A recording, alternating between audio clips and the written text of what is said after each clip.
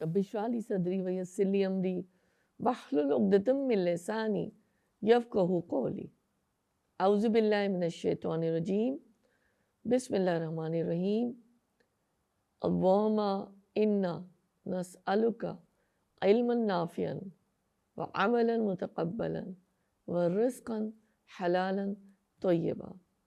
الہ العالمین، یا اللہ ہم آپ سے ایسے علم کا سوال کرتے ہیں جو کہ نیک عمل کے اندر ڈھل جائے، اور ہم آپ سے حلال اور پاک طیب روزی طلب کرتے ہیں۔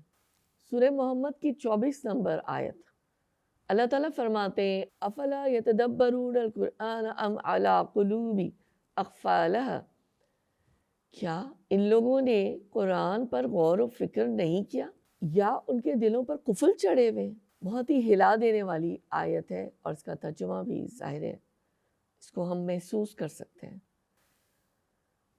پھر یہ کہ دعائے حاجت بھی ہم پڑھ سکتے ہیں جب ہم نماز کے لیے اٹھتے ہیں، قیام اللیل میں یا کوئی بھی وقت جو آپ کے لیے کنوینئنٹ ہے، اس میں دعائے حاجت ہم کر سکتے ہیں۔ دعائے حاجت کی کچھ قسمیں تھوڑے تھوڑے فرق کے ساتھ ہمیں احادیث کی کتب میں مل جاتی ہیں۔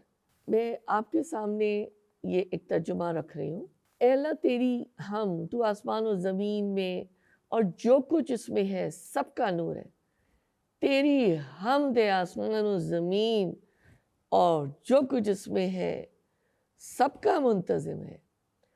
تیری حمد ہے، تو ہی آسمان و زمین اور جو کچھ ان میں ہے سب کا پروردگار ہے۔ تیری ہی حمد ہے، تو ہی حق ہے، تیرا وعدہ حق ہے، تیرا فرمان حق ہے، تجھ سے ملاقات پر حق ہے، جنت برحق، دوزخ برحق، انبیاء برحق، محمد صلی اللہ علیہ وآلہ وسلم برحق، قیامت کا دن برحق ہے۔ اے اللہ میں نے اپنے آپ کو تیرے سپرد کیا، میں تجھ پر ایمان لائی ہوں، تجھ پر ہی میرا بھروسہ ہے اور تیری ہی طرف میں رجوع کرتی ہوں۔ تیری ہی زور کے بل پر دشمنوں سے میں جھگڑتی ہوں۔ میں تجھ سے ہی اپنے معاملات کا فیصلہ چاہتی ہوں، پھر تو بخش دے جو کوتاہیاں مجھ سے پہلے ہوئی، جو بعد میں ہوئی، جو پوشیدہ ہوئی، جو اعلانیہ ہوئی۔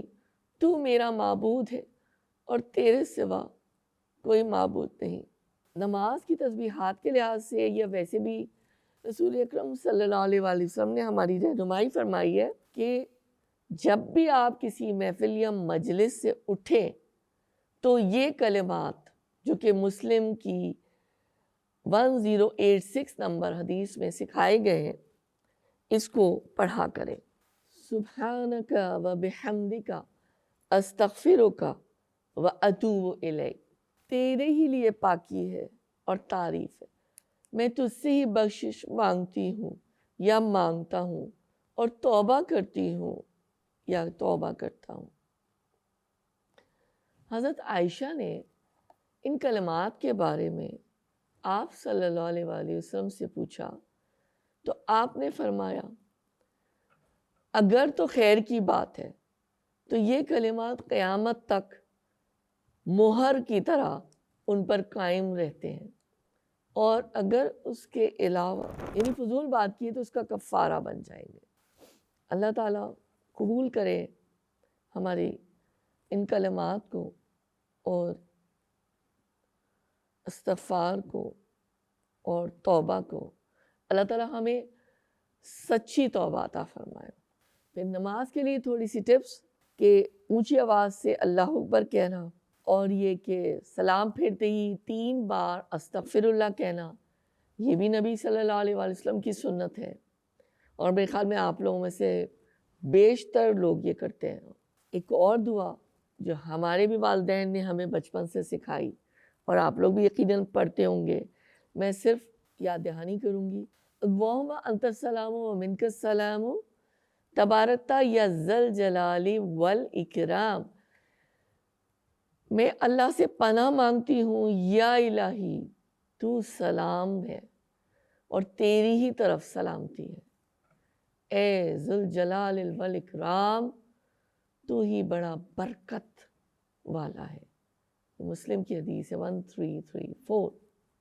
پھر تیسویں روزے کو ہمارا ایک اور نقطہ انفاق فی سبیل اللہ کے لحاظ سے، اللہ کی راہ میں خرچ کرنے کے لحاظ سے کوئی ایک ٹپ، کوئی اصول جو ہے نا آج ہم سمجھ لیتے ہیں۔ میں ہمیشہ ہی کہتی ہوں کہ احسن الکلام وہ کلام، وہ کتاب، وہ الفاظ، وہ کلمات جو اللہ تعالیٰ نے ہمارے لیے قرآن کریم کے ذریعے سے نازل کیے، اور اس کے بعد ہم جانتے ہیں کہ حدیث کے ذریعے سے رسول اللہ صلی اللہ علیہ وآلہ وسلم کے بتائے ہوئے الفاظ جو کہ فوراً ہی ایسا لگتا ہے دل کے اندر اتر گئے۔ ابن ماجہ کی حدیث 1081، ذرا غور سے سنیے گا۔ حضرت جابر فرماتے ہیں کہ ہمیں رسول اللہ صلی اللہ علیہ وآلہ وسلم نے خطبہ دیتے ہوئے ارشاد فرمایا، اے لوگو، مرنے سے پہلے توبہ کر لو، مصروفیت سے پہلے نیک اعمال کر لو، اپنے رب کے ساتھ تعلق کو مضبوط کرو، زیادہ سے زیادہ ذکر کے ذریعے خفیہ اور اعلانیہ صدقہ اور خیرات قائم کرو، تمہیں رزق بھی ملے گا، مدد بھی ملے گی، اور تمہاری کمی کو پورا بھی کیا جائے گا۔ تو دیکھیے ہمیں پتہ ہے نا کہ سورہ بقرہ جب ہم پڑھتے ہیں تفسیر اس کی، کہ ہمیں اندازہ ہو جاتا ہے ترجمے سے ہی کہ اللہ تعالیٰ نے جو صدقات کے بارے میں جو آیات اتاری ہیں، کہ ہم تو ایک اللہ کے راستے میں دیکھتے ہیں، ہم تو ایک روپیہ یا ایک کوئن، کچھ بھی کرنسی ہم ایک کے نمبر میں ہم اللہ کے راستے میں دیتے ہیں، اللہ تعالیٰ اس کو 700 ٹائمز ملٹیپلائی کر دیتے ہیں۔ تو اللہ تعالیٰ تو ہمیں بخشنے کے لیے تیار بیٹھے ہوتے ہیں، بہانے سے، کبھی صدقات کے ذریعے سے، کبھی کسی کو اتنا بے بس اور مجبور کر دیتے ہیں کہ وہ اپنے جسم کا کوئی عضو بھی ہلا نہیں پاتا، کوئی ایسی بیماری میں مبتلا کر دیتے ہیں کہ وہ انکانشیس ہو جاتا ہے یا پھر کبھی کومے میں ہوتا ہے۔ اللہ تعالیٰ ہم ان سب کیفیات سے آپ کی پناہ طلب کرتے ہیں۔ اللہ ہم ارذل العمر، رفیع ترین عمر کے پہنچنے تک آپ کی پناہ طلب کرتے ہیں۔ اللہ تعالیٰ ہماری دعاؤں کو قبول کر لیجئے اور ہمارے صدقات کو بھی اپنی بارگاہ میں قبول کر لیجئے۔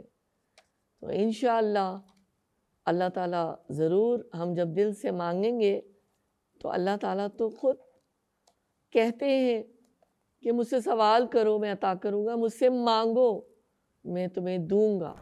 الوداع رمضان کی طرف ہم بڑھ رہے ہیں اور عہد بھی کرتے چلیں، پرومس بھی کرتے چلیں، اوتھ بھی لیتے چلیں کہ رمضان میں جو کچھ سیکھ رہی ہوں یا سیکھ رہا ہوں، جو میں عہد کر رہی ہوں، جو میں اچھی عادات اپنانے کی کوشش کر رہی ہوں، اللہ اور بری عادات کو چھوڑنے کی کوشش کر رہی ہوں، ان کو زندگی کا مستقل حصہ بنانا چاہتی ہوں انشاءاللہ۔ اللہ آپ میری مدد فرما دیجئے، نیک عمل کرنے کے لیے میرے لیے آسانیاں کر دیجئے۔ اللہ تعالیٰ مجھے اور ہم سب کو اپنے نفس کا کہنا ماننے والا نہ بنائیے، اپنے نفوس کا پجاری نہ بنائیے گا۔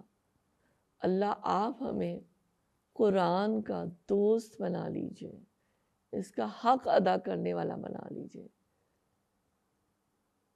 ہم اپنا وقت، اپنا مال اور صلاحیتیں انشاءاللہ اللہ تعالیٰ آپ کے ہی راستے میں لگائیں گے۔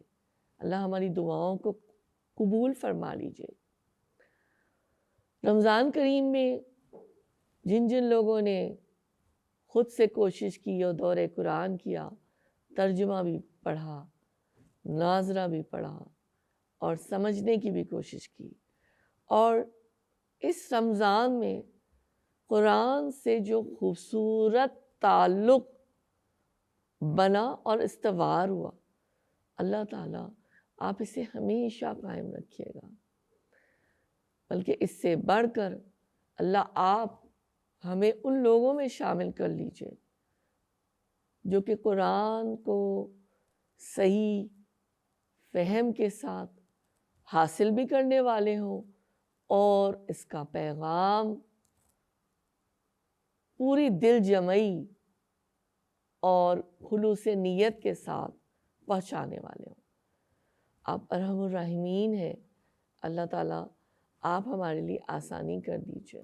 اللہ تعالیٰ اس رمضان کو ہمارے لیے مکمل پاک ہونے کا اور پاک صاف ہونے کا ذریعہ بنا دیجئے. مراد یہ کہ گناہوں سے پاک صاف ہونے کا ذریعہ بنا دیجئے. اور ہمیں حدیث میں پتہ ہے کہ رسول اکرم صلی اللہ علیہ وسلم کے الفاظ ہیں، اس کا مفہوم میں آپ کے سامنے رکھتی ہوں، کہ جب کوئی شخص پورے حضوری قلب کے ساتھ توبہ اور استغفار کرتا ہے، اس رمضان میں روزے رکھتا ہے، قرآن سے تعلق جوڑتا ہے، قیام اللیل کرتا ہے، دعا کرتا ہے، توبہ کرتا ہے، استغفار کرتا ہے، تو اللہ تعالیٰ اس کو گناہوں سے ایسے پاک صاف کر دیتے ہیں جیسے کہ کوئی نوزائیدہ بچہ ہو. اللہ تعالیٰ ہمارے لیے آسانیاں فرمائے اور جو یہ خوشنمائیاں اور جو یہ دل فریبیاں ہر طرف بکھری پڑی ہیں، اس سے ہم ایک جس حد تک اجازت ہے اس حد تک تو فائدہ اٹھانے والے ہوں، لیکن ہم اپنی لیمٹس وہیں تک ہی رکھیں جہاں تک اللہ اور ان کے رسول نے ہمارے لیے استوار کیے. کہا جاتا ہے کہ عید الفطر کا اصل مزہ تو ان لوگوں کے لیے جنہوں نے رمضان میں خوب ہی محنت کی، ریاضت کی، اور حق تو نہیں ہم ادا کر سکتے لیکن کوشش اپنی پوری بھرپور کی. تو عید کا دن بھی انہی کے لیے زیادہ خوشی کا ہوتا ہے کیونکہ انہوں نے اتنی محنت کی ہوتی ہے اور پھر واقعی ایک اندر سے خوشی جو ہے نا وہ پھوٹتی ہے نا کہ اب یہ رب کے انعام دینے کا وقت آ گیا.